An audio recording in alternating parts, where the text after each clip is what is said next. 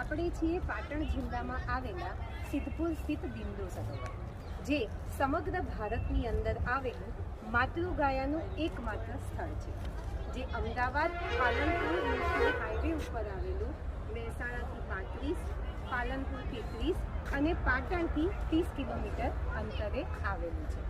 ચાલો દર્શન કરીએ બિંદુ સરોવર.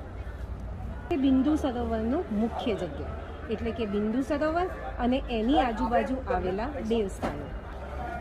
ભગવાન નારાયણે માતાના ગર્ભથી જન્મ લીધો અને માતાના આંખમાંથી હર્ષના આંસુ આવ્યા, જેમાંથી આ સરોવરની રચના થઈ, માટે આને હર્ષ બિંદુ સરોવર તરીકે પણ ઓળખાય છે.